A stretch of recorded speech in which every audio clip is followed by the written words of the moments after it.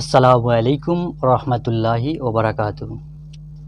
আমরা আগের ভিডিওতে বাংলা আবাস যোজনার জন্য যাদের বাংলার আবাস যোজনার SMS এসছে সেই সম্বন্ধে একটা ভিডিও করেছিলাম। তো ভিডিওটা যারা দেখেছেন ভালো কথা, আর যদি না দেখেছেন তো দেখে নিন যে বাংলার আবাস যোজনার জন্য আপনার মোবাইলে একটা SMS এসছে, তার জন্য কি কি করণীয়। আজকের ভিডিওটা হলো বাংলা আবাস যোজনার SMS এসছে কিন্তু কিছু সমস্যা হচ্ছে, সেই সমস্যা সমাধানের জন্য এই ভিডিওটা। আর হ্যাঁ, বলে থাকি যদি ভিডিওটা ভালো লেগে থাকে তাহলে অবশ্যই একটা লাইক, শেয়ার আর কমেন্টটা করবেন আর ভালোবাসা দেবেন। যে যে সমস্যা আসছে, 1 নম্বর, আধার কার্ডের সঙ্গে মোবাইল নাম্বার লিঙ্ক নেই, ডিফারেন্ট আধার কার্ড, UDIN নাম্বার ডাউনলোড করিনি, নাম এবং ব্যাঙ্ক অ্যাকাউন্ট নাম্বার ভুল আছে, মোবাইল নাম্বার হারিয়ে গেছে, বেনিফিশিয়ারি অলরেডি ভেরিফাইড। 1 নম্বরে কী ছিল, আধারের সঙ্গে মোবাইল নাম্বার লিঙ্ক নেই। বুঝতে পারছেন, আধারের সঙ্গে যদি মোবাইল নাম্বার লিঙ্ক না থাকে তাহলে আপনার আধার অথেন্টিকেশন অর্থাৎ আধার KYC করতে পারবে না। এই আবাস যোজনার সঙ্গে আধার KYC লিঙ্ক করতে পারছে না। তাহলে আপনাকে প্রথমত আধার সেন্টারে গিয়ে আপনাকে মোবাইল নাম্বারটা আগে যুক্ত করতে হবে, লিঙ্ক করতে হবে, মোবাইল নাম্বারটা অ্যাড করতে হবে, তারপরে আপনাকে এই আধার KYCটা অর্থাৎ আবাস যোজনার সঙ্গে আধার KYCটা যুক্ত করতে হবে। 2 নম্বরে কী ছিল, ডিফারেন্ট আধার নাম্বার। ডিফারেন্ট আধার নাম্বার হওয়ার জন্য 3টি সূত্র থাকে। সেই সূত্রগুলো কি কি?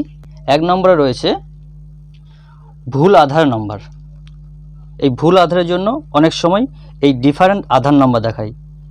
কি বলেছে, আবেদন করার সময় হয়তো ভুলবশত অন্য কোনো ব্যক্তি আধার নাম্বার দেওয়া হয়ে গেছিল।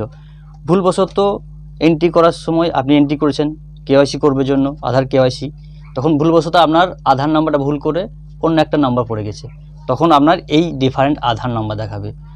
2 নম্বর কি রয়েছে, একাধিক আধার। কোনো ব্যক্তি একাধিক আধার যদি থাকে নাম্বার, একাধিক আধার কার্ড, এই একাধিক আধার কার্ডের জন্য এই ডিফারেন্ট মোবাইল নাম্বার, ডিফারেন্ট আধার নাম্বার বলতে পারে। যেমন কোনো কারণে ব্যক্তির 2টি আধার নাম্বার তৈরি হয়ে থাকলে একটি বাতিল হয়ে গেলে এবং অন্যটি চালু আছে কিন্তু সরকারি খাতায় পুরনো নাম্বারটি রয়ে গেছে, সেক্ষেত্রে এই ডিফারেন্ট আধার নাম্বার বলতে পারে। 3 নম্বরে কি, ডেটা এন্ট্রি ভুল। আচ্ছা, ডেটা এন্ট্রি করার সময় টাইপ মিস্টেকের জন্য একটা নাম্বার ভুল হয়ে গেছে কোনো কারণবশত, তখন কিন্তু আপনাকে এই জিনিসটা দেখাবে।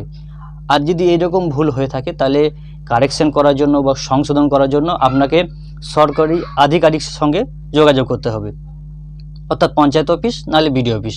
আপনাদের যোগাযোগ করবেন, দেখবেন আপনাদের যেখানে বাংলা আবাস যোজনার কাজ হচ্ছে, বাংলা আবাস যোজনার সম্বন্ধে বলা হয়, সেই রকম সরকারি জায়গাতে যাবেন, গিয়ে সেই সংশোধনটা করে নেবেন। 3 নম্বরে কী ছিল, UDIN নাম্বার ডাউনলোড হচ্ছে না। এটা যদি ডাউনলোড না হয় তাতে কোনো সমস্যা নেই, কেননা UDIN নাম্বার আপনি যদি ভেরিফাই করে রেখেছেন বা অথেন্টিকেশন করে রেখেছেন, KYC করে রেখেছেন, তাহলে ডাউনলোড না হলে কোনো সমস্যা নাই। তবে একবার চেক করে দেখে নেবেন যে আপনার ওটা KYC হয়ে আছে কি না। যদি হয়ে থাকে তাহলে অলরেডি ভেরিফাইড দেখাবে, কোনো সমস্যা নেই। আর যদি না হয়ে থাকে তাহলে অতি অবশ্যই করে নেবেন। আর ডাউনলোডে কোনো সমস্যা নেই না থাকলেও। 4 নম্বরে কী ছিল, নাম এবং ব্যাঙ্ক অ্যাকাউন্ট যদি ভুল থাকে। দেখেন, আপনি যদি নাম এবং ব্যাঙ্ক অ্যাকাউন্ট ভুল থাকলে অতি অবশ্যই একটা ভুলের কারণ, কেননা নেক্সট টাইম আপনার টাকা ঢুকতে বা নেক্সট স্টেপ আপনার কাজ করতে কোনো সমস্যা হতেই পারে। আর বলবো যে অতি অবশ্যই আপনারা সব কিছু সঠিক করবেন। আপনার নাম এবং অ্যাকাউন্ট নাম্বার দেখে নেবেন, সঠিক করবেন। ওই একই নিয়মে আপনার BDO অফিস বা পঞ্চায়েত অফিস সরকারি আধিকারিকের সঙ্গে যোগাযোগ করে সেটা কারেকশান করতে হবে বা সংশোধন করতে হবে। আর হ্যাঁ, যদি আপনি KYC করে নিয়েছেন, UDIN নাম্বার পড়ে গেছে, তাও আপনার নামটা বা অ্যাকাউন্ট নাম্বার ভুল আছে, সেক্ষেত্রেও আপনাকে সেই BDO অফিস বা পঞ্চায়েত অফিস গিয়ে আপনাকে ঠিকঠাক করে নিতে হবে, সংশোধন করে নিতে হবে। 5 নম্বর কী ছিল, যে মোবাইল নাম্বার হারিয়ে গেছে। দেখেন, আপনার মোবাইলে SMS আসেনি, আসবেও না, কেননা মোবাইল নাম্বার হারিয়ে গেছে। আপনি নতুন একটা সিম ইউজ করছেন, ব্যবহার করছেন, তাহলে আপনাকে এই মোবাইল নাম্বার হারিয়ে যাওয়ার জন্য ওই আবার একই প্রসেস, আপনাকে BDO অফিস, পঞ্চায়েত অফিস না হলে কোনো সরকারি আধিকারিক যেনারা এই আবাস যোজনা সম্বন্ধে কাজ করছে তাদের কাছে গিয়ে এই আপনার মোবাইল নাম্বার, নিউ যে মোবাইল নাম্বার সেটাকে আপনাকে অ্যাড করিয়ে নিতে হবে। তারপরে আপনার মোবাইলে মেসেজ এলে ভালো কথা, যদি না আসে আপনি KYC করে নেবেন, দেখবেন হয়ে যাবে, কোনো সমস্যা নেই। ছিল বেনিফিশিয়ারি অলরেডি ভেরিফাইড। হ্যাঁ, এটা দেখুন, আপনার যদি ভেরিফাইড হয়ে থাকে তখন এই জিনিসটা দেখায়। আপনি যদি হয়ে থাকে তাহলে খুব ভালো কথা, কোনো সমস্যা নেই। আর না হয়ে থাকলে আপনি করতে হবে। কিন্তু এই জিনিসটা যদি হয়ে থাকে আপনার কোনো টেনশনের ব্যাপার নেই, আপনার তো ভেরিফাই হয়ে গেছে। হ্যাঁ, যদি ভালো লেগে থাকে অবশ্যই একটা লাইক দেবেন, ভালোবাসা দেবেন, পাশে থাকবেন। ধন্যবাদ, নমস্কার, আসসালামু আলাইকুম।